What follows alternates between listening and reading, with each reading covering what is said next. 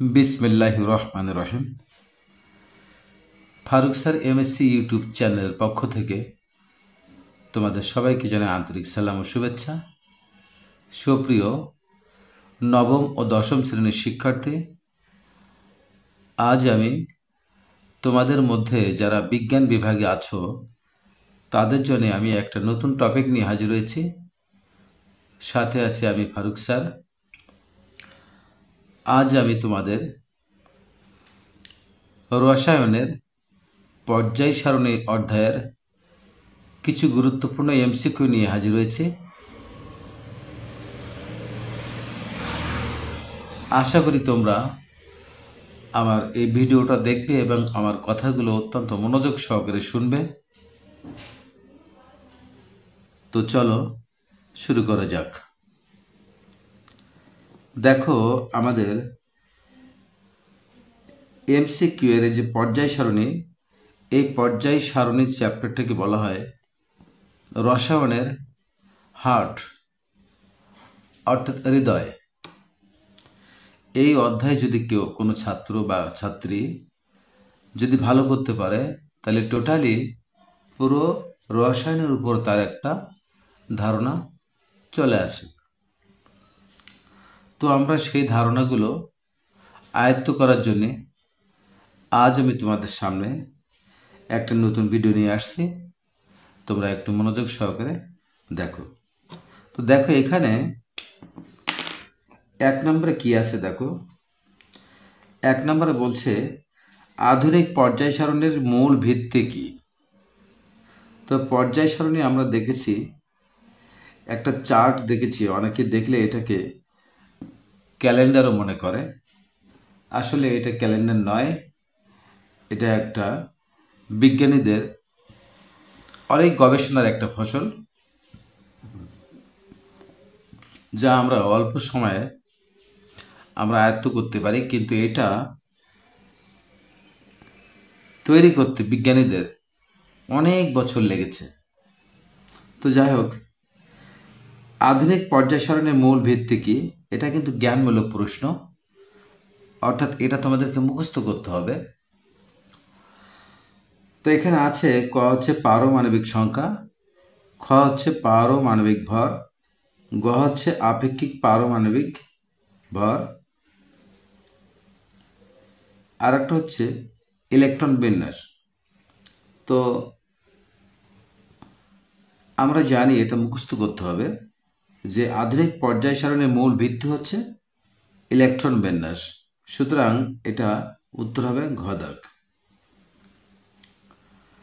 কারণ কি, এই ইলেকট্রন বিন্যাস করলে আমরা আধুনিক পর্যায় সারণীতে যে 118টি মৌল আছে, এই মৌলগুলিকে আমরা পৃথক করতে পারি, বা কোন মৌল কোন গ্রুপে আছে, কোন পর্যায়ে আছে, এগুলো আমরা একমাত্র ইলেকট্রন বিন্যাস করেই সেটা নির্ধারণ করতে পারি। তাই এই ইলেকট্রন বিন্যাসকে আধুনিক পর্যায় সারণীর মূল ভিত্তি বলা হয়েছে। দেখো 2 নম্বরে কি আছে। 2 নম্বরে আছে একটা মৌল, অবশ্য কোনো মৌল নাই, একটা প্রতীক হিসেবে ব্যবহার করা হয়েছে। এখানে মৌলের নামটা এখানে ঢাকা বা গোপন রাখা হয়েছে। ইলেকট্রন বিন্যাসটা আমরা একটু খেয়াল করি। দেখো, এখানে আছে 1:2, 2:2, 2p6, 3:2, 3p6, 4:2, 3d3। অর্থাৎ এটাকে যদি আমরা অন্যভাবে লিখতে পারি যে 1:2, 2:2, 2p6, 3:2, 3p6, 3d3, 4:2। অর্থাৎ দেখো, এখানে প্রথম যে ইলেকট্রন বিন্যাসটা করা হয়েছে, এখানে 4s আগে দেওয়া হয়েছে এবং 3dটা পরে দেওয়া হয়েছে। কিন্তু এটাকে যদি আমরা অন্যভাবে লিখতে চাই তাহলে 3d3কে আগে লিখতে পারি এবং 4s2কে শেষে লিখতে পারি। এখন তুমি প্রথমটা লিখলেও সঠিক, পরেরটা লিখলেও সঠিক।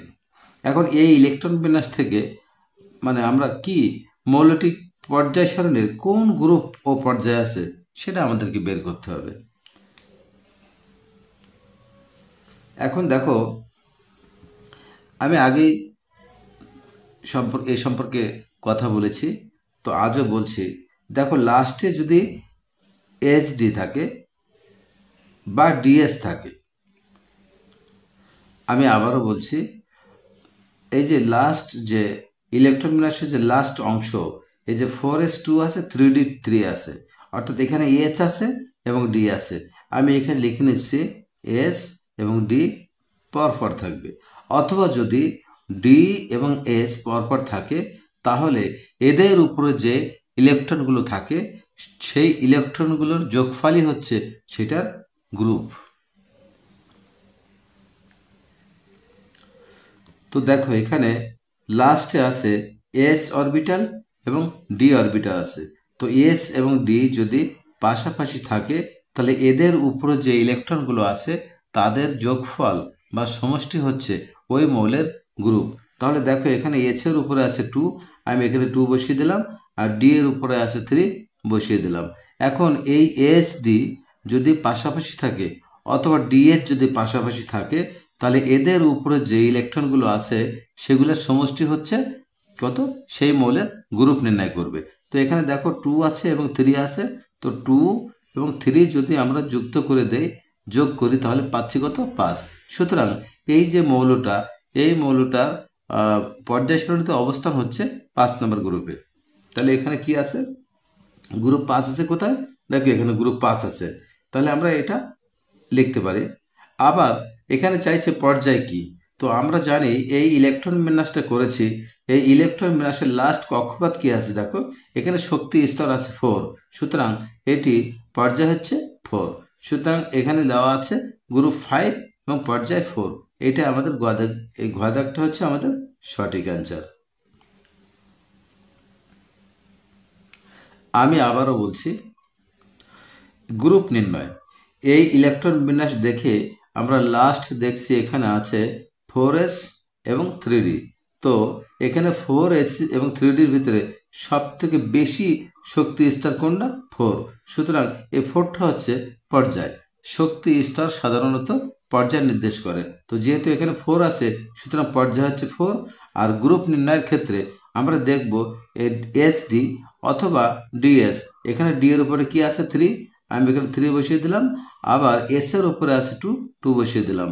তো যদি এসডি থাকে অথবা ডিএস থাকে তাহলে এদের উপরে যে ইলেকট্রনগুলো আছে তাদের যোগফলই হচ্ছে ওই মৌলের গ্রুপ। তাহলে এখানে 2 এবং 3 যদি আমরা যোগ করে দেই তাহলে 5 পাবো, 5 পাচ্ছি, এবং এখানেও যদি আমরা 3 এবং 2 যুক্ত করে দিই 5 পাচ্ছি। সুতরাং এই 5টা হচ্ছে তার গ্রুপ।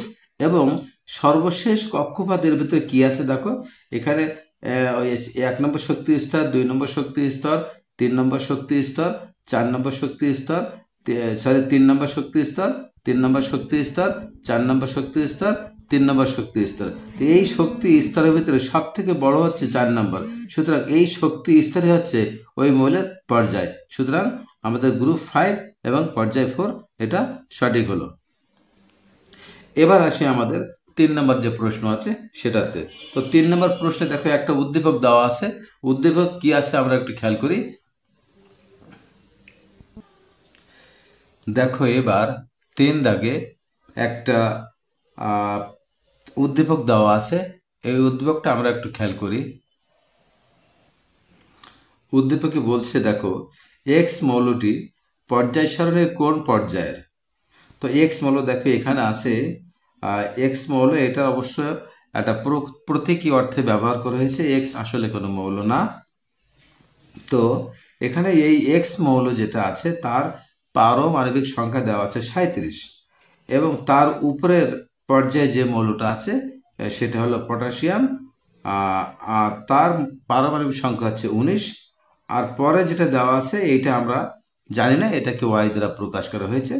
এখন আমরা পর্যায় সারণীর যে গ্রুপ বা পর্যায় দেখেছি, সেক্ষেত্রে আমরা দেখো প্রথমে পেয়েছি পটাশিয়াম, আর পটাশিয়ামের পরে আছে একটা মৌল সেটা হচ্ছে রুবিডিয়াম। তো রুবিডিয়ামকে এখানে এক্স দ্বারা প্রকাশ করা হয়েছে। আমরা যদি পর্যায় সারণীর চার্টটা সামনে রাখতে পারতাম তাহলে আমরা বুঝতে পারতাম, তোমরা ওই চার্টটা দেখে নিও। এখন 37 পারমাণবিক সংখ্যা বিশিষ্ট যে মৌলটা আছে সেটা হচ্ছে রুবিডিয়াম। এখন প্রশ্ন হলো এক্স মৌলটি পর্যায় সারণীর কোন পর্যায়ের।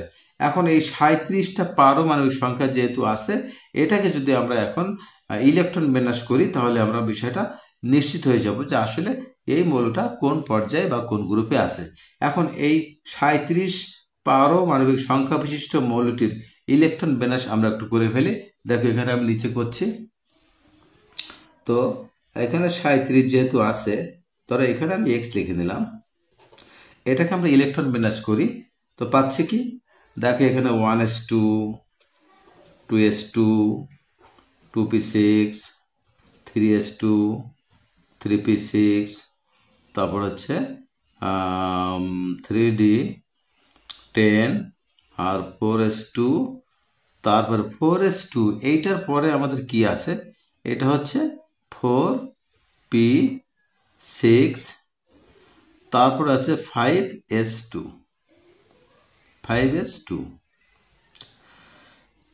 2 না, দেখিয়ে 1 আছে এখানে। আচ্ছা, আমরা ইলেকট্রনটা গুনে দেখি আসলে কয়টা হয়েছে। এখানে দেখো 2 আর 2 4 আর 6 10 আর 2 12 আর 6 18 আর 10 28 আর 2 30 আর 6 36 আর 37। যেহেতু এখানে 37 পারমাণবিক বিশিষ্ট একটি মৌল, তাহলে এখানে 37টা ইলেকট্রনকে আমরা বিন্যাস করেছি। তো কি হলো, 2 আর 2 4 আর 6 10 আর 2 12 আর 6 18 আর 10 28, 2 30 আর 6 36 আর 37। এখন বিষয় হলো, এখানে বলছে এক্স মৌলটি পর্যায় সারণী কোন পর্যায়ে। তো পর্যায়ে আমরা আগে বের করে নিই। দেখো এখানে আমাদের শক্তি স্তর, প্রধান শক্তি স্তর কয়টা আছে, একটা আছে 1, একটা আছে 2, একটা 3, একটা 2, একটা 3, এটা 3, এটা 3, এটা 4, এটা 4, এটা 5। তো সব থেকে বড় যে শক্তি স্তর আমাদের আছে সেটা হলো 5। সুতরাং এখানে পর্যায়ে কিন্তু আমরা পেয়ে গেছি 5। মানে এইখানে যে পর্যায়গুলো আছে তার ভিতরে সব থেকে বড় হচ্ছে 5। সুতরাং এই মৌলটা 37 পারমাণবিক সংখ্যা বিশিষ্ট যে মৌলটা, সেটার হচ্ছে আমাদের পর্যায় সারণীর পর্যায় 5-এ অবস্থান করছে। এবার আমরা আসলে এটা একটা জিনিস একটু আমি দেখাতে চাচ্ছি, সেটা হলো যে এই যে মৌলটা ইলেকট্রন বিন্যাস করেছি, ইলেকট্রন বিন্যাসটা সঠিক আছে কিনা এটা আমাদের একটু দেখার বিষয় আছে। তো আমি সেটা একটু দেখিয়ে দিই যে আসলে আমরা 1s2, 2s2, 2p6, 3s2, 3p6, 3d10, 4s2 এতটুকু আমরা কিন্তু সবাই জানি। কিন্তু এই 4s এর পরে কি 4p আসবে না 5s1 আসবে, এটা আমাদের একটু দেখে নিতে হবে। তো আমি দেখাচ্ছি, তোমরা খেয়াল করো। ইলেকট্রন বিন্যাস করার ক্ষেত্রে ইলেকট্রন আগে আমরা জানি সব থেকে কম শক্তি স্তর অর্থাৎ নিম্ন শক্তি স্তরে আগে প্রবেশ করে। তো সেই নিম্ন শক্তি স্তরে কিভাবে ইলেকট্রন যায় এবং আস্তে আস্তে পর্যায়ক্রমে উচ্চ শক্তি স্তরে প্রবেশ করে, সেটার একটা ধারাবাহিক প্রক্রিয়া আমরা এখানে দেখো কি নিয়েছি। এটা দেখে আমরা বুঝতে পারবো যে আসলে ইলেকট্রন সর্বপ্রথম কোনটাতে যায় এবং সর্বশেষ কোনটাতে যায়, সেটা আমরা এখান থেকে নির্দেশ করতে পারবো। তো প্রথমে দেখো ইলেকট্রন যায় আমাদের এখান থেকে, প্রথমে 1s-এ ঢোকে, এখান থেকে বের হয়ে আসে, বের হয়ে এসে এখান থেকে আবার ব্যাকে যায়, ব্যাকে এসে আবার 2s-এ ঢোকে, তোমরা দেখতে পাচ্ছ নিশ্চয়। এবার 2s থেকে এটা পার হয়ে আবার ব্যাকে গিয়ে 2p-তে ওঠে, এখান থেকে 2p যাওয়ার পরে 3s-এ যায়, 3s থেকে বের হয়ে এসে আবার কিন্তু 3p-তে যায়, এবার 3p থেকে যায় 4s-এ, 4s থেকে আবার এখান থেকে বের হয়ে এসে আবার এখানে 3d-তে চলে যায়। ও 3d-তে যাওয়ার পরে দেখো এইবার কিন্তু আমাদের বিষয়টা চলে আসছে এখানে, যে 3d-র পরে কয়টা কোন ঘরে যায়। দেখো 3d-র পরে কিন্তু 4p-তে যাবে, এখান থেকে 4p-তে যাবে। আমি এখানে লিখে নিচ্ছি যে 3d এর পরে 4p-তে যাবে, আর 4p এর পরে যাবে 5s-এ। তো এখানে 5s লিখে নিলাম। তো দেখো এই বাড়তি এখান থেকে এই দুইটা ঘর আমাদের সাধারণত জানা থাকে না, কারণ আমরা 30টা মৌলের ইলেকট্রন বিন্যাস সম্পর্কে মোটামুটি জানি। তো 30টা মৌলের ইলেকট্রন বিন্যাস সাধারণত এই 3d10 পর্যন্ত আসে, এই পর্যন্ত আসে। বাড়তি এইটা আমাদের এই যে 4p এবং 5s, এটা আমাদের জানার বাইরে থাকে। তবে আজকে আমি তোমাদেরকে দেখিয়ে দিলাম যে 3d এর পরে আসে 4p-তে। আমি দেখো এখানে 3d এর পরে 4p লিখেছি এবং 4p এর পরে ইলেকট্রন যায় 5s-এ। তো এখানে 5s লিখে দিয়েছি। তাহলে আমাদের ওখানে যে ইলেকট্রন বিন্যাসটা আমরা করেছিলাম সেটা আমাদের সঠিক আছে এখানে দেখি একটু। দেখো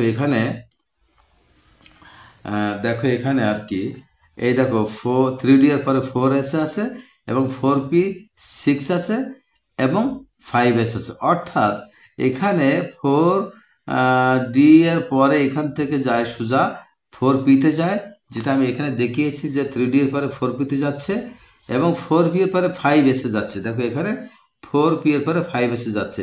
এই দেখো এই 3D এর পরে 4p এবং 4p পরে 5s-এ যাচ্ছে। সুতরাং আমাদের ইলেকট্রন বিন্যাসটা ঠিক আছে। সেই হিসাব করলে আমরা দেখতে পাই যে এখানে এই এই যে 1 2 2 3 3 3 4 4 5, এই যে প্রধান শক্তি স্তর যে 5 আছে, অর্থাৎ সব থেকে বেশি আছে 5। সুতরাং এই মৌলটার এই 37 নম্বর যে মৌলটা আছে রুবিডিয়াম, তার অবস্থান পর্যায় সারণীর 5 নম্বর পর্যায়ে। এখন যদি আমরা গ্রুপ নির্ণয় করতে চাই, সেটা আমরা এখান থেকে করতে পারবো, যেহেতু এখানে গ্রুপের কথা বলিনি, সুতরাং আমরা এটা বের করব না। এবার আমরা আসি আমাদের, তাহলে এখানে কোনটা হচ্ছে, এখানে আমাদের এই যে 37 নাম্বার বা 37 পারমাণবিক সংখ্যা বিশিষ্ট মৌলটি অবস্থান হচ্ছে 5 নম্বর পর্যায়ে। আমরা এখানে 5 নম্বর গোয়াতে টিক দিতে পারি। এবার দেখো 4 দাগে কি বলছে, উদ্দীপকের উল্লেখিত মৌলগুলোর সর্বশেষ শক্তি স্তরে একটি ইলেকট্রন থাকে। এই যে আসলে যে মৌলগুলো এখানে আমাদের চার্ট করে দেওয়া হয়েছে বা পর্যায় সারণী থেকে একটা অংশ এখানে মানে খণ্ডিত করে রাখা হয়েছে। তো এই যে মৌলগুলো পটাশিয়াম বা এটা হচ্ছে রুবিডিয়াম আর এটা হচ্ছে সিজিয়াম, এই মৌলগুলোর কি আসলে কি সর্বশেষ কক্ষপথে একটা ইলেকট্রন থাকে? তো আমরা সেটা এখন দেখব, পরীক্ষা করব। তো দেখো 1 নম্বর বলছে সর্বশেষ শক্তি স্তরে একটি ইলেকট্রন থাকে। আসলে একটি ইলেকট্রন থাকে কিনা দেখি আমরা। এখানে আমরা রুবিডিয়ামে যে ইলেকট্রন বিন্যাসটা করেছিলাম, দেখো সর্বশেষ কক্ষপথ ছিল 5s1। তো এখানে 5টা হচ্ছে পর্যায় নির্দেশ করছে এখানে। আর এই যে এস এর উপরে একটা ইলেকট্রন আছে, অর্থাৎ একটা ইলেকট্রন যদি থাকে তাহলে এটা 1 নম্বর গ্রুপ নির্দেশ করে। অর্থাৎ 1 নম্বর গ্রুপ মানে কি, এখানে একটা ইলেকট্রন থাকে। আমি আবারও বলছি, 1 নম্বর গ্রুপে যে মৌলগুলো আছে তাদের সর্বশেষ কক্ষপথে একটি ইলেকট্রন থাকে। যে মৌলটা 2 নম্বর গ্রুপে আছে তার ইলেকট্রন বিন্যাসের সর্বশেষ মানে শক্তি স্তরে একটি ইলেকট্রন থাকে, দুইটা থাকে। আর 3 নম্বর গ্রুপে যে মৌলটা আছে সে মৌলের সর্বশেষ কক্ষপথে কি আছে, 3টা ইলেকট্রন থাকে। তো যেহেতু এখানে এখানে সর্বশেষ শক্তি স্তর হচ্ছে 5 এবং এখানে আছে এস এর উপরে একটা আছে, সুতরাং 1 মানে কি এইটার লাস্ট কক্ষপথে একটা ইলেকট্রন আছে। সুতরাং 1 নম্বর যে প্রশ্ন যেটা আছে সেটা কিন্তু সঠিক। 2 নম্বর, পারমাণবিক আকার উপর ভিত্তি করে বা পারমাণবিক আকার উপর থেকে নিচে ক্রমান্বয়ে হ্রাস পায়। অর্থাৎ পারমাণবিক আকার বলতে কি বোঝায়? পারমাণবিক আকার বলতে বোঝায় পরমাণুর আকার কেমন, ছোট না বড়। তো এখানে বলছে পারমাণবিক আকার অর্থাৎ পরমাণুর আকার উপর থেকে নিচে ক্রমান্বয়ে হ্রাস পায়, মানে উপর থেকে নিচের দিকে গেলে আস্তে আস্তে ছোট হবে। আসলে কি ছোট হয় সেটা আমরা একটু দেখার চেষ্টা করি, তোমরা খেয়াল করো। আমি একটু একে তোমাদেরকে দেখানোর চেষ্টা করছি। তো যদি এখন আমরা এই পটাশিয়াম যদি আমরা এখন আঁকি, পটাশিয়াম, তো পটাশিয়াম হচ্ছে কি 19 নাম্বার, আমি এখানে দেখাচ্ছি। তারপরে রুবিডিয়াম হচ্ছে 37 নাম্বার, এটা দেখাচ্ছি। আর এখানে আছে সিজিয়াম, সিজিয়ামটা হচ্ছে 55 নাম্বার, তাহলে এখানে লিখলাম 55 নাম্বার সিজিয়াম সিএস। এখন এদের ইলেকট্রন বিন্যাস আমরা করে দেখি যে আসলে উপর থেকে নিচের দিকে আনলে কি পরমাণু আকার ছোট হয় না বড় হয়। আমি একটু তোমাদেরকে দেখিয়ে দিচ্ছি, খেয়াল করো। তো এখানে 19টা ইলেকট্রন আছে, তাহলে আমরা এখানে কক্ষপথ এখানেই প্রথম কক্ষপথে 2টা ইলেকট্রন আছে, পরের কক্ষপথে ইলেকট্রন আছে কয়টা, 8টা। আচ্ছা, পরের কক্ষপথে ইলেকট্রন আছে আরও 8টা, আর পরের কক্ষপথে ইলেকট্রন আছে একটা, এই একটা দিলাম। তাহলে দেখা যাচ্ছে পটাশিয়ামের লাস্ট কক্ষপথে হচ্ছে একটা ইলেকট্রন আছে। আসলে পটাশিয়ামের ইলেকট্রন সংখ্যা হচ্ছে 19টা। এখানে আছে কিনা একটু গুনে দেখি। প্রথম শক্তি স্তরে আছে 2টা, পরের শক্তি স্তরে আছে 8টা, পরের শক্তির স্তরে আছে 8টা, আর তারপরের শক্তি স্তরে আছে একটা। তাহলে টোটাল কত হলো, 2 আর 8 10 আর 8 18, 18 1 19। তাহলে 19টা ঠিক আছে। তাহলে এই যে যে পরমাণুর আকারটা এখানে অঙ্কন করেছি পটাশিয়ামের, সেটা 4টা কক্ষপথ আছে, 1টা 2টা 3টা 4টা। আচ্ছা, এবার রুবিডিয়ামের যে কক্ষপথগুলো আছে সেগুলো আঁকানোর চেষ্টা করি। তো রুবিডিয়ামের প্রথমে আমি এখান থেকে একটু এই পাশে যাচ্ছি। এই প্রথম শক্তি স্তরে আছে 2টা, পরের বা কক্ষপথে আছে 8টা, পরের কক্ষপথে আছে আরও 8টা, পরে কক্ষপথে আছে আরও 8টা,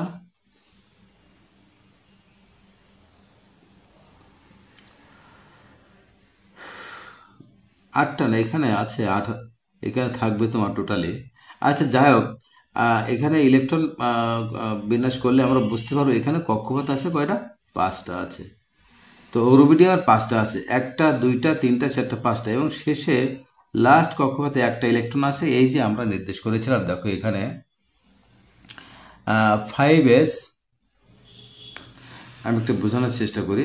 দেখো এই যে রুবিডিয়ামের ইলেকট্রন বিন্যাস করেছিলাম, সেখানে লাস্ট কক্ষপথে 1টা ইলেকট্রন ছিল, এখানে 1টা ইলেকট্রন আছে। পটাশিয়ামের 1টা ইলেকট্রন ছিল আছে। আর এই সিজিয়ামের লাস্ট কক্ষপথ আমি এখান থেকে এখানে আঁকাচ্ছি, সেখানে স্তর আছে 6টা, 1টা 2টা 3টা 4টা 5টা 6টা। তার কি হলো যে পটাশিয়ামের পরমাণুর আকার আমরা দেখছি এখানে 4টা কক্ষপথ আছে, তাহলে ছোট। আর রুবিডিয়ামের কক্ষপথ আছে 5টা, তাহলে একটু বড় হয়ে গেল। আর সিজিয়ামের কক্ষপথ হয়েছে 6টা, তাহলে এটা আরও বড় হয়ে গেল। এখন আমাদের এখানে প্রশ্নে কি আছে, প্রশ্নে আছে যে দেখো বলছে যে পারমাণবিক আকার উপর থেকে নিচে ক্রমান্বয়ে হ্রাস পায়, কিন্তু আসলে হ্রাস পাচ্ছে না, এখানে কিন্তু বেড়ে যাচ্ছে। কারণ আমরা দেখছি যে পটাশিয়ামের 4টা কক্ষপথ আছে, রুবিডিয়ামের 5টা কক্ষপথ আছে, এবং সিজিয়ামের 6টা কক্ষপথ আছে। সুতরাং এখানে পরমাণুর আকার আস্তে আস্তে কিন্তু নিচের দিকে বাড়তেছে, আর আমাদের ওখানে বলা হয়েছে কমতেছে। তাহলে কোনটা সঠিক? আসলে এই যে ক্রমান্বয়ে হ্রাস পাচ্ছে কথাটা সঠিক নয়, এটা ভুল, তাই আমরা এখানে কোরাস দিয়ে দিলাম। এবার আমরা আসি 3 নম্বর যে প্রশ্নটা আছে। 3 নম্বরে বলছে ওয়াই মৌলটি এক্স মৌল অপেক্ষা বেশি সক্রিয়, অর্থাৎ এই মৌলটা এই এক্স মৌল অপেক্ষা বেশি সক্রিয়। আসলে এইটা সক্রিয় বেশি না এইটা সক্রিয় বেশি, এখন আমরা জানার চেষ্টা করব। খেয়াল করো, এটা হচ্ছে আমাদের এক্স মৌল, আর এটা হচ্ছে আমাদের ওয়াই মৌল। আমি একটু দেখিয়ে দিই তোমাদেরকে। দেখো এখানে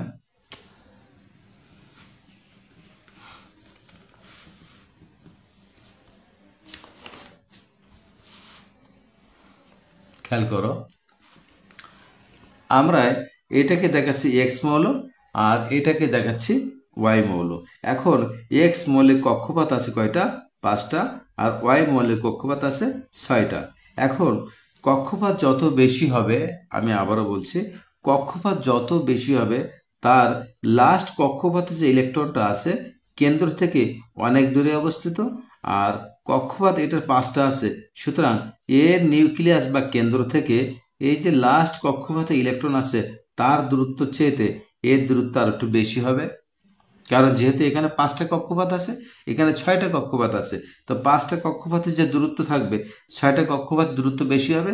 আর দূরত্ব যত বেশি হবে তাদের এই যে ইলেকট্রন মানে ত্যাগ করাটা সহজ মনে হবে। আমি আবারও বলছি যে নিউক্লিয়াস থেকে বা কেন্দ্র থেকে মানে সর্বশেষ কক্ষপথে যে ইলেকট্রনটা আছে তার দূরত্ব, এই যে দূরত্বটা যদি কম হয় তাহলে এখান থেকে ইলেকট্রন ছাড়তে একটু কম কষ্ট হবে, বেশি কষ্ট হবে। কিন্তু এই দূরত্ব যত বাড়বে তত কিন্তু এদের ভিতরে মায়া মমতা কমতে থাকবে, অর্থাৎ লাস্ট কক্ষপথে যে ইলেকট্রন থাকবে সেটা ছাড়তে কিন্তু কষ্ট বেশি কম হবে, কষ্ট কি কম হবে। অর্থাৎ আমি আবারও বলি বিষয়টা, যে নিউক্লিয়াস থেকে তার সর্বশেষ কক্ষপথে যে ইলেকট্রনের দূরত্ব যদি কম থাকে তাহলে মায়া মমতা বেশি থাকে, ইলেকট্রনটা ত্যাগ করতে কষ্ট বেশি হয়। কিন্তু যদি নিউক্লিয়াস থেকে লাস্ট কক্ষপথে ইলেকট্রনটার দূরত্ব যে বেশি থাকে, তাহলে বেশি থাকা মানে কি এখানে মায়া মমতা আকর্ষণ কম থাকে, ফলে এই ইলেকট্রনটা ছাড়তে কষ্ট কি কম হয়, তাহলে এটা কষ্ট এটা কি এটা বেশি হয়, এটা কষ্টটা কি হয় কম হয়। আর কম যদি হয়, এখানে যদি কম মানে এখানে আকর্ষণ যদি কম থাকে, তাহলে এদের আয়নীকরণ শক্তিও কম থাকে, আয়নীকরণ শক্তিও কম থাকে। আয়নীকরণ শক্তি আমি লিখে দিচ্ছি এখানে, আয়নীকরণ শক্তি কম, আর এখানে আয়নীকরণ শক্তি বেশি থাকে। আর যেহেতু কম থাকে, যে সমস্ত মৌলের লাস্ট কক্ষপথ থেকে ইলেকট্রন আর কি ইলেকট্রন ছেড়ে দেওয়ার বা গ্রহণ করার প্রবণতা কম থাকে, তাদের ভিতরে তার সক্রিয়তা বেশি থাকে। যদি আয়নীকরণ শক্তি কম থাকে, তাহলে তাদের সক্রিয়তা বেশি থাকে।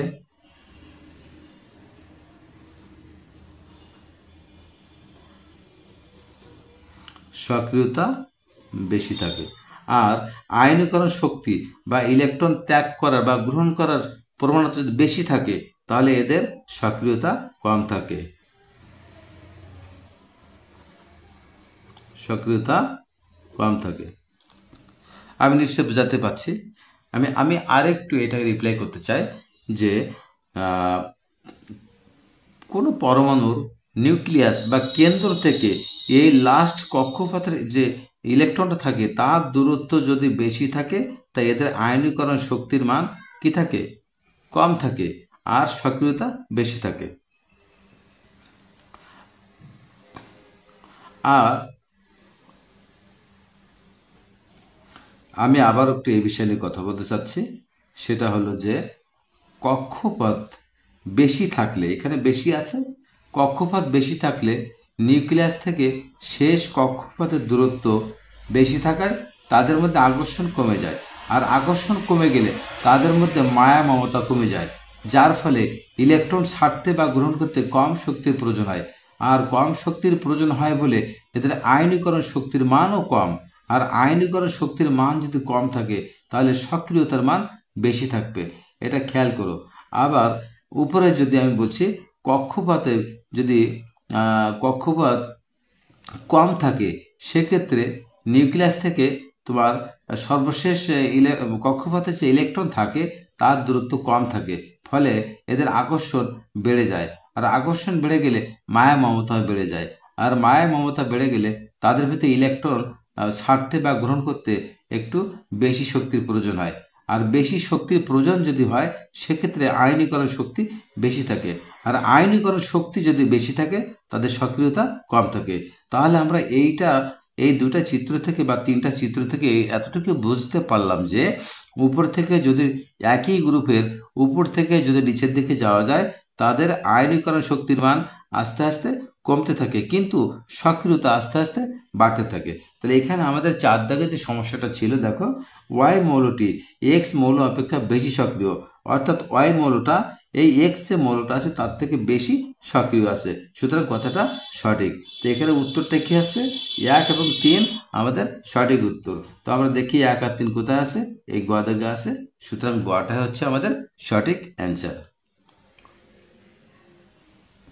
এবার আমরা আসি আমাদের 5 দাগে যে সমস্যা আছে সেটা নিয়ে। তো 5 দাগে কি আছে দেখো, এখানে বলছে 5 দাগে আছে মৌলিক পদার্থ সমূহকে ধাতু ও অধাতুতে ভাগ করেন কে। এটা জ্ঞানমূলক প্রশ্ন, এটা অ্যান্সার আমাদেরকে মুখস্থ করতে হবে যে মৌলিক পদার্থ সমূহকে, অর্থাৎ আমাদের যে এক পর্যায় সারণীতে যে 118টি মৌল আছে তাদেরকে সর্বপ্রথম ধাতু এবং অধাতু এই দুইটা ভাগে ভাগ করেন কে, তিনি হলেন আমাদের বিজ্ঞানী ল্যাভেসিয়ে। এবার দেখো 6 দাগে কি সমস্যা আছে, পর্যায় সারণীর ত্রয়ী সূত্র কে আবিষ্কার করেন। ত্রয়ী সূত্র আমি তোমাদেরকে শিখিয়েছি যে ত্রয়ী সূত্র কি, এটা আবিষ্কার করেছেন হচ্ছে তোমার বিজ্ঞানী ডোবে রায়নার। এই যে বিজ্ঞানী ডোবে রায়নার উনি 1829 সালে এই ত্রয়ী সূত্র আবিষ্কার করেছেন। তো ত্রয়ী সূত্র কি সেটা আমি একটু তোমাদেরকে মনে করিয়ে দিতে চাচ্ছি যে একই পর্যায় সারণীর একই গ্রুপে অবস্থিত এই যে 3টা মৌল থাকবে এবং 3টা মৌলের এই প্রথম যে মৌলটা আছে এবং 3 নম্বর যে মৌলটা আছে তাদের যে ভর সংখ্যা আছে সেই ভর সংখ্যার সমষ্টি, অর্থাৎ দুইটা এই প্রথম মৌলের ভর সংখ্যা এবং এই তৃতীয় মৌলের ভর সংখ্যাকে যদি আমরা গড় করি তাহলে এই মাঝে যে দ্বিতীয় মৌলটি আছে সেই মৌলের ভর সংখ্যার সমান অথবা কাছাকাছি হবে। আশা করি বুঝতে পেরেছ। তাহলে এটা কি হবে? পর্যায় সারণীর ত্রয়ী সূত্রকে আবিষ্কার করেন তিনি হলেন বিজ্ঞানী ডোবেরাইনার। তিনি 1829 সালে এই ত্রয়ী সূত্র আবিষ্কার করেন। ত্রয়ী মানে কি? 3টা সূত্রের কি ভিতরে একটা ফাংশন।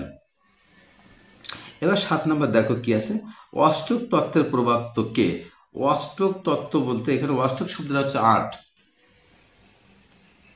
তো অষ্টক তত্ত্বের প্রবর্তক কে ছিলেন? তিনি ছিলেন জন নিউল্যান্ড। অর্থাৎ অষ্টক তত্ত্বটা কি? এটা হলো তোমার, এটাকে বলে অষ্টক সূত্র বলা হয়ে থাকে। এটা হলো যে তোমার প্রতি 8টা মৌলের ব্যবধানে 8টা মৌলের মাথায় গিয়ে সেই প্রথম মৌল এবং 8 নম্বর মৌলের ধর্মের ভিতরে যে একটা মিল থাকে সেটাকে বলা হয় অষ্টক তত্ত্ব বা অষ্টক সূত্র।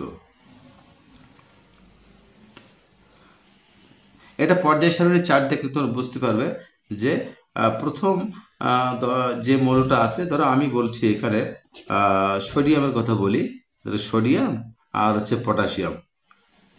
এই সোডিয়াম এবং পটাশিয়াম এরা একই গ্রুপে অবস্থিত, অর্থাৎ এদের ব্যবধান কত দেখো, আমি একটু হিসাব করে বলে দিই। সোডিয়ামের পরে আছে ম্যাগনেসিয়াম, তারপরে আছে অ্যালুমিনিয়াম, তারপরে আছে সিলিকন, তারপরে ফসফরাস, তারপরে সালফার, তারপরে হচ্ছে ক্লোরিন। কি হলো? 1টা 2টা 3টা 4টা 5টা 6টা 7টা 8টা। এই যে 7টার পরে 8 নম্বর মৌলের যে অবস্থান যখন আমরা পেয়ে যাচ্ছি, এই ক্লোরিনের পরে আছে আর্গনটাকে আমরা বাদ রেখেছি, আর্গনটা এর ভিতরে আসে না। তাহলে কি হলো? Sodium, magnesium, aluminium, silicon, phosphorus, sulphur, chlorine. Argon যেহেতু নিষ্ক্রিয় গ্যাস এটাকে বাদ রেখেছি। তো এখানে দেখো 1 2 3 4 5 6 7 8 প্রতি 8 নম্বর মৌলের এদের যে ধর্মের বেশ মিল আছে এবং এই মিলটাকে বিজ্ঞানী আমাদের জন নিউল্যান্ড যে বিজ্ঞানী, ওনার বাসা হচ্ছে ইংল্যান্ডে, তিনি এই ধর্মটা বা এই বিষয়টা উনি খেয়াল করেন এবং তিনি এইটা নাম দেন অষ্টক সূত্র বা অষ্টক তত্ত্ব। আশা করি বুঝতে পেরেছ। এবার 8 নম্বর প্রশ্নে আছে মেন্ডেলিভ কত সালে পর্যায় সূত্র আবিষ্কার করেন বা প্রদান করেন? তো বিজ্ঞানী মেন্ডেলিভ তিনি এটা হচ্ছে 1869 সালে 1869 সালে তিনি এই মেন্ডেলিভ পর্যায় সূত্রটি প্রদান করেন। এটা মুখস্থ করতে হবে কারণ এটা জ্ঞানমূলক। 9 দাগে পারমাণবিক সংখ্যার ধারণা দেন কে? পারমাণবিক সংখ্যার ধারণা দেন তিনি কে? এটা হচ্ছে এই যে হেনরি মোসলে, একজন বিজ্ঞানী। তিনি এই পারমাণবিক সংখ্যার ধারণা দেন, তিনি 1913 সালে এটা ধারণা দেন। এটাও জ্ঞানমূলক, এটা মুখস্থ করতে হবে। এরপরে মেন্ডেলিভ কতটি মৌল নিয়ে আধুনিক পর্যায় সারণীর প্রবর্তন করেছিলেন? তিনি সর্বপ্রথম এই 67টি মৌল নিয়ে তিনি পর্যায় সারণী তৈরি করেন। এবং আমি একটা কথা বলি, ইনি এই যে যখন প্রথম পর্যায় সারণী তৈরি করেছিলেন তখন তিনি 67টা মৌলের জন্য 67টা ঘর করেছিলেন, কিন্তু তখন মৌল আবিষ্কৃত হয়েছিল মাত্র 63টা। তিনি ঘর করেছিলেন 67টি, কিন্তু মৌল আবিষ্কার করে হয়েছিল তখন 63টা। তিনি বাকি যে 4টা ঘর কিন্তু খালি রেখেছিলেন, যে পরবর্তীতে যে মৌলগুলো আসবে বা তৈরি হবে বা আবিষ্কার হবে সেগুলো এই 63টির পরে যে বাকি 4টা ঘর আছে 4টা ঘরে পর্যায়ক্রমে বসাবেন। তাহলে এখানে কি হলো? তিনি সর্বপ্রথম আধুনিক পর্যায় সারণী প্রবর্তন করেন 67টি মৌলের ঘর নিয়ে। তাহলে এটা খাওয়া দাওয়া।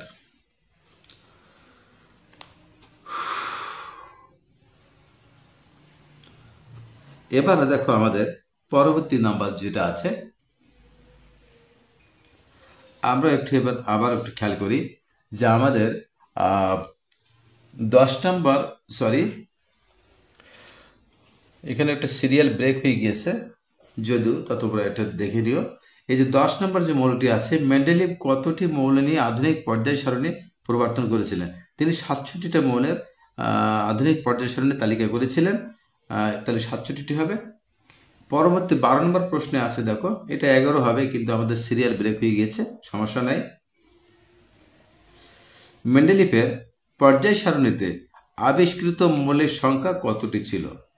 হ্যাঁ, তিনি যখন পর্যায় সারণীটা তৈরি করেছিলেন তখন মৌলের সংখ্যা ছিল 63টি, কিন্তু তিনি পর্যায় সারণী তৈরি করার সময় ব্যবহার করেছিলেন 67টি। আমি আবারও বলছি, মেন্ডেলিভ যখন পর্যায় সারণী আবিষ্কার করেছিলেন তখন মৌল আবিষ্কার ছিল মাত্র 63টি, কিন্তু তিনি ঘর কেটেছিলেন 67টি।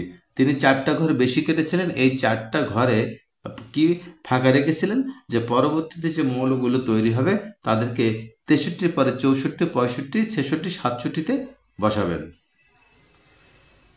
এবার 13 নম্বর প্রশ্নে আমরা আসি। দেখো 13 নম্বর প্রশ্ন কি আছে, প্রথম অবস্থায় পর্যায় সারণীতে মৌলসমূহকে সাজানো হয়েছিল কিসের ভিত্তিতে? হ্যাঁ, প্রথম অবস্থায় যখন পর্যায় সারণীর তালিকা তৈরি করেছিলেন তখন তিনি কিন্তু এই পারমাণবিক ভর, এই যে পারমাণবিক ভর এইটার উপর ভিত্তি করে পর্যায় সারণী তালিকা তৈরি করেছিলেন। কিন্তু বর্তমানে যে পর্যায় সারণী আছে এটা কিন্তু পারমাণবিক সংখ্যার উপর আছে। আমি আবারও বলছি, বর্তমানে যে পর্যায় সারণী, আধুনিক পর্যায় সারণী আছে এটাতে কিন্তু এই পারমাণবিক সংখ্যার উপরে, এই পারমাণবিক সংখ্যার উপরে ভিত্তি করে তৈরি করা হয়েছে। কিন্তু সর্বপ্রথম যখন পর্যায় সারণী তৈরি করা হয় তখন কিন্তু পারমাণবিক ভর অনুসারে সাজানো হয়েছিল। আশা করি বুঝতে পেরেছ। এবার আমরা আসি আমাদের 14 দাগের সমস্যা। মেন্ডেলিফের পর্যায় সারণীতে আনুভূমিক সারি ও খাড়া কলমের সংখ্যা কত ছিল যথাক্রমে এটা নির্দেশ করা হয়েছে। তো এখানে কি আছে দেখো, আনুভূমিক মানে কি? আনুভূমিক মানে হচ্ছে, আমি এটা দেখিয়ে দিই তোমাদের, আমি দেখাচ্ছি, যেগুলো এইভাবে আছে এটাকে বলে আনুভূমিক।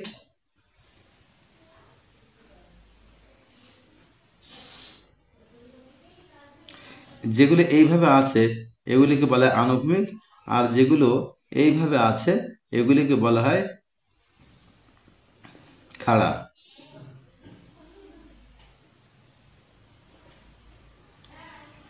তাহলে বিষয়টা কি আসলো, যে মেন্ডেলিফের পর্যায় সারণীতে আনুভূমিক সারি ও খাড়া কলমের সংখ্যা ছিল যথাক্রমে, তো এমনি ছিল কয়টা?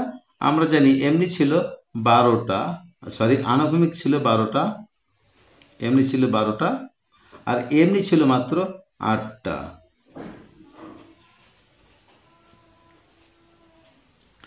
এমনি ছিল, আনুভূমিক ছিল 12টি, আর খাড়াভাবে ছিল 8টি। এখন কিন্তু আমাদের এটা চেঞ্জ হয়ে গেছে, আধুনিক পর্যায় সারণীতে এমনি আছে, কিন্তু এমনি আছে 18টা, আর এমনি আছে 7টি।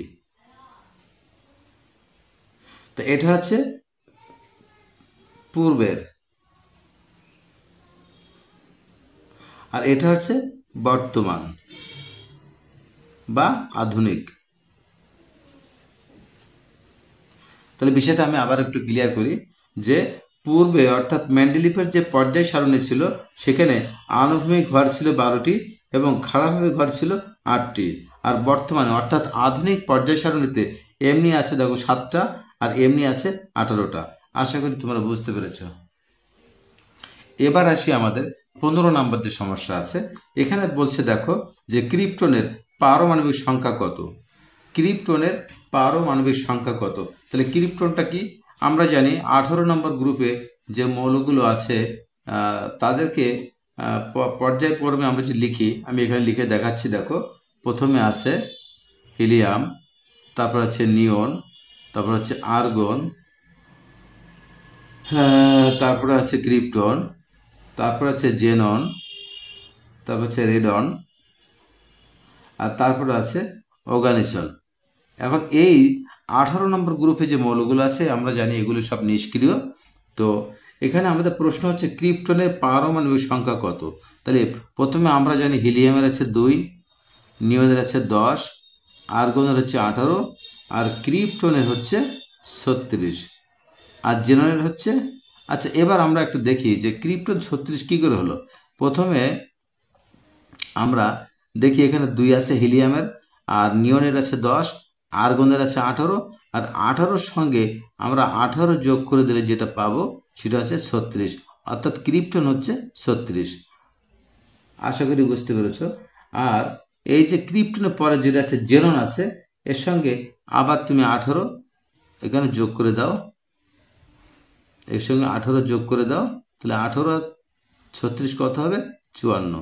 এই হচ্ছে জেননের পারমাণবিক সংখ্যা আছে 54। আবার এই 54-র সঙ্গে এবার 32 যোগ করে দাও, তাহলে কত হবে এখানে? 86।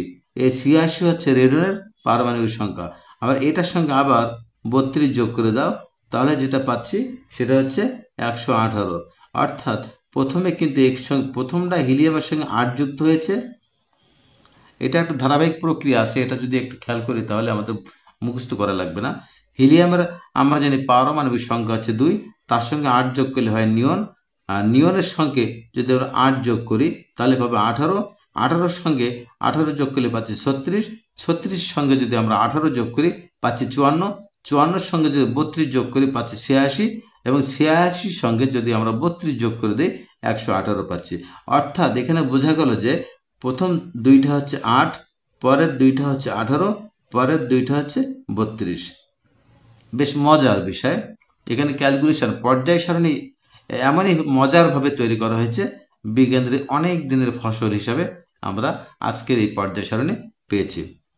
তো তাহলে ক্রিপ্টনের পারমাণবিক সংখ্যা কত হচ্ছে? পারমাণবিক সংখ্যা হচ্ছে 36। তাহলে গদের গুরুত্ব সঠিক। এখন আমরা আসি আমাদের 16 দাগে কি আছে, সিলভারের পারমাণবিক সংখ্যা কত। তো সিলভার কি? সিলভার হচ্ছে আমরা জানি এটা হচ্ছে তোমার এই যে মূল্যবান যে ধাতব আছে, কপার, সিলভার, সোনা, অর্থাৎ এটাকে বলে মুদ্রা ধাতু বলা হয়ে থাকে। তো সিলভারের পারমাণবিক সংখ্যা কত এটা জ্ঞানমূলক, এটা মুখস্থ করতে হবে তোমাদের। তো এখানে সিলভারের কি আছে আমরা একটু দেখি। সিলভারের পারমাণবিক সংখ্যা হচ্ছে 47। এখন এই 47টা কী করে আসলো এটা আমাদের একটু মুখস্থ আমরা করতে পারি।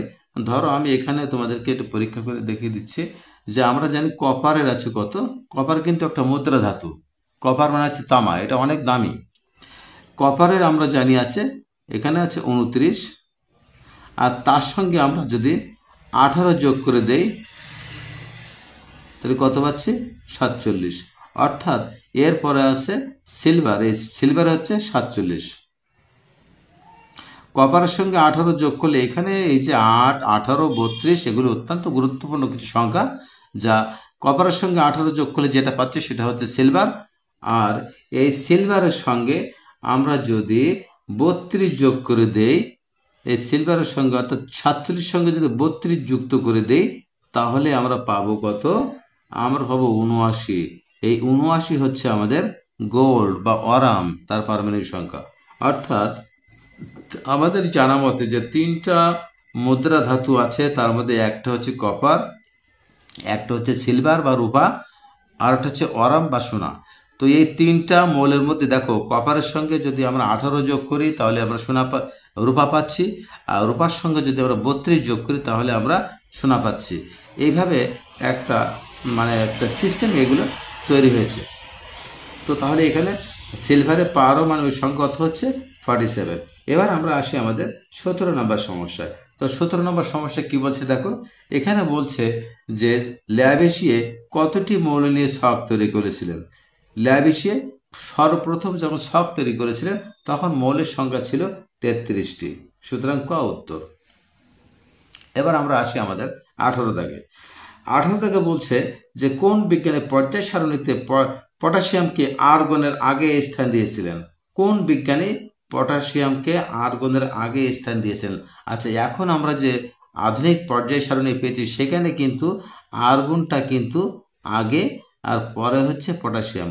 কিন্তু এই এক বিজ্ঞানে তিনি সর্বপ্রথম এই পটাশিয়ামকে আগে দিয়েছিলেন এবং কি আর্গনকে পরে দিয়েছিলেন। কারণ কি, এখনকে যে পর্যায় সারণী আমরা যেটা কি দেখি, এটা কিন্তু আধুনিক পর্যায় সারণী। এখানে মৌলের পারমাণবিক সংখ্যার উপর ভিত্তি করে সাজানো হয়েছে। অর্থাৎ এখানে আর্গনের ছিল 18, আমি এখানে লিখে দিচ্ছি, দেখো আর্গন 18 আর পটাশিয়াম হচ্ছে 19। তো পারমাণবিক সংখ্যা অনুযায়ী আধুনিক পর্যায় সারণীতে আর্গনকে 18 অর্থাৎ প্রথমে দেওয়া হয়েছে, আর পটাশিয়ামের পারমাণবিক সংখ্যা 19, সুতরাং এটাকে পরে দেওয়া হয়েছে সিরিয়াল করে। কিন্তু প্রাচীনে আগে যখন পর্যায় সারণী প্রথম তৈরি করা হয়েছিল, তখন এই পারমাণবিক সংখ্যার উপর ভিত্তি করে তৈরি করা হয়নি, তখন তৈরি করা হয়েছিল পারমাণবিক ভরের উপরে। অর্থাৎ আমরা যদি একটু খেয়াল করি যে আর্গনের ভর হচ্ছে 40 আর পটাশিয়ামের ভর হচ্ছে 39। দেখো এখানে বর্তমানে আর্গনের ভর সংখ্যা হচ্ছে 40, পটাশিয়ামের ভর হচ্ছে 39। তাহলে পটাশিয়ামের সিরিয়াল 39 ছিল বলে এই পটাশিয়ামকে আগে দেওয়া হয়েছিল আর আর্গনকে পরে দেওয়া হয়েছিল। বিষয়টা একটু চিন্তা করলে বুঝতে পারবে। আগে পারমাণবিক ভরের উপর ভিত্তি করে পর্যায় সারণী তৈরি করা হয়েছিল, বিধায় পটাশিয়ামটা আগে ছিল, কারণ পটাশিয়ামের পারমাণবিক ভর ছিল 39 আর আর্গনের ছিল 40। কিন্তু এখন পারমাণবিক সংখ্যার উপর ভিত্তি করে এই পর্যায় সারণীর তালিকা করা হয়েছে, বিধায় আমাদের এখানে পারমাণবিক সংখ্যা অনুযায়ী আর্গনটা আগে এবং পটাশিয়ামটা পরে দেওয়া হয়েছে। আশা করি বুঝতে পেরেছ। 19 দাগে আছে আইইউপ্যাক কর্তৃক স্বীকৃত মৌলের সংখ্যা কতটি। এটা আমরা জানি যে বর্তমানে যে পর্যায় সারণীতে 118টি মৌল আছে, এই 18টি মৌলই কিন্তু আইইউপ্যাক কর্তৃক স্বীকৃত, অর্থাৎ ঘ থেকে উত্তর। এখন কত হলো আইইউপিএসি। এই আইইউপ্যাক এটা কি? এই আইতে হচ্ছে ইন্টারন্যাশনাল, ইউতে হচ্ছে ইউনিয়ন, আর পিতে হচ্ছে পিওর, এতে হচ্ছে অ্যাপ্লাইড, আর সিতে হচ্ছে কেমিস্ট্রি। দেখো এখানে আমি একের পুরো তার শাব্দিক অর্থ এখানে আমি পূর্ণরূপটা আমি দিয়ে দিয়েছি। আইইউপ্যাক অর্থাৎ international union of pure and applied chemistry. আচ্ছা, এবার দেখো বি জায়গায় কি আছে, সবচেয়ে বেশি সংখ্যক মৌল আছে কোন গ্রুপে। আমরা জানি সব থেকে বেশি সংখ্যক মৌল আছে, আমরা পর্যায় সারণীর চার্টটা বের করলে বুঝতে পারবো যে সব থেকে বেশি মৌল আছে আমাদের কোন গ্রুপে। আমরা দেখব 3 নম্বর গ্রুপে এখানে সবচেয়ে বেশি সংখ্যক মৌল আছে। কারণ কি, এখানে দেখো আমি একটু বলি, তোমার দেখা যাচ্ছে না মনে হয়। সবচেয়ে বেশি সংখ্যক মৌল আছে কোন গ্রুপে? আমরা যে 3 নম্বর গ্রুপে আমাদের সব থেকে বেশি মৌল আছে, কারণ 3 নম্বর গ্রুপেই কিন্তু আমাদের এই যে ল্যান্থেনাইড সিরিজ এবং অ্যাক্টিনাইড সিরিজ, এই দুইটা সিরিজের মোট 15-30টা মৌল আছে, এবং বাকি 3 নম্বর গ্রুপে আর 2টা মৌল আছে। টোটাল এখানে মৌল আছে 2 + 15 + 15, অর্থাৎ এখানে 32টা মৌল আছে। সুতরাং এই 3 নম্বর গ্রুপে সব থেকে বেশি মৌল আছে। এটা তোমরা পর্যায় সারণীর চার্ট থেকে বুঝে নিও। এবার 21 দাগে আছে পর্যায় সারণীর গ্রুপ সংখ্যা কতটি। আমরা জানি গ্রুপ সংখ্যা 18টি, এটা জ্ঞানমূলক, এটা আমাদেরকে মুখস্থ করতে হবে।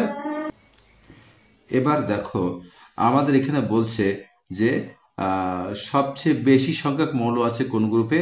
আমরা জানি 3 নম্বর গ্রুপে সব থেকে বেশি মৌল আছে, কারণ আমি এখানে তোমাদের একটু দেখিয়ে দিতে চাচ্ছি যে একটা চিত্র এখানে আছে। দেখো এখানে আমাদের এই গ্রুপ হচ্ছে, দেখো এই গ্রুপ হচ্ছে 3 আছে এখানে।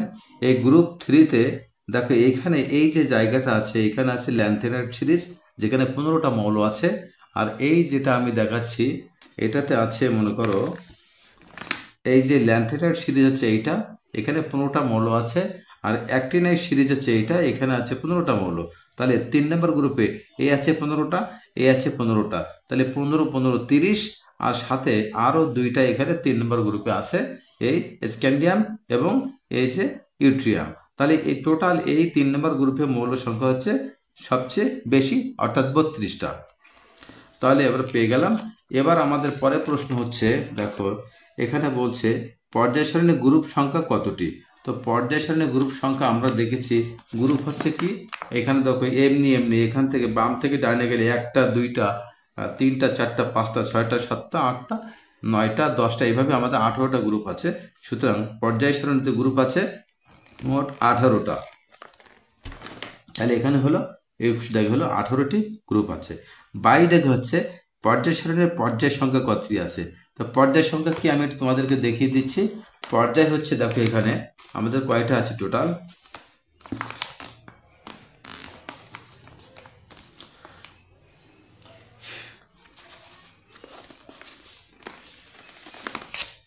দেখো উপর থেকে আমরা দেখার চেষ্টা করি, কাগজটা একটু ছিঁড়ে যাওয়ার মতো অবস্থা। দেখো পর্যায় সারণীর পর্যায় কয়টা আছে দেখো এখানে এই আছে, এ হচ্ছে একটাই, প্রথমটা হচ্ছে এই, দেখা যাচ্ছে না ভালো, হ্যাঁ এবার একটু দেখাই, আমি ছিঁড়ে গেছি কাগজটা। এই হচ্ছে 1 নম্বর, 1 নম্বর পর্যায় হচ্ছে এই হচ্ছে 2 নম্বর পর্যায়, এ হচ্ছে 3 নম্বর পর্যায়, এ হচ্ছে 4 নম্বর পর্যায়, আর এ হচ্ছে 5 নম্বর পর্যায়। আর এভাবে দেখো কয়টা আছে টোটাল, এখানে 7টা পর্যায় আছে। না বইটা ছিঁড়ে গেল। এই দেখো এখানে 1টা 2টা 3টা 4টা 5টা 6টা 7টা মোট পর্যায় এখানে আমাদের আছে। সুতরাং পর্যায় সারণীতে পর্যায় আছে 7টা। এরপরে দেখো পরের প্রশ্ন কি আছে আমরা একটু দেখি। পর্যায় সারণীর পর্যায় সংখ্যা কতটি? 7টি। এবার 23 দাগে আছে ল্যান্থেনাইট সিরিজের মৌল সংখ্যা কতটি। তো একটু আগে আমি তোমাদের দেখিয়েছি ল্যান্থেনাইট সিরিজে আছে 15টা মৌল, আর অ্যাক্টিনাইট সিরিজ আছে 24 দাগে। অ্যাক্টিনাইট সিরিজে মৌল সংখ্যা কতটি? এখানেও আমাদের 15টা মৌল আছে। আর 25 দাগে যেটা আছে সেটা হলো দেখো 25 দাগে দেখো এখানে আছে আমাদের যে ল্যান্থেনাইট সিরিজের অবস্থান কোন পর্যায়ে। তো আমরা একটু আগে দেখিয়েছি যে ল্যান্থেনাইট সিরিজের অবস্থান হচ্ছে আমাদের 6 নম্বর পর্যায়ে, আর অ্যাক্টিনাইট সিরিজের অবস্থান হচ্ছে 7 নম্বর পর্যায়ে।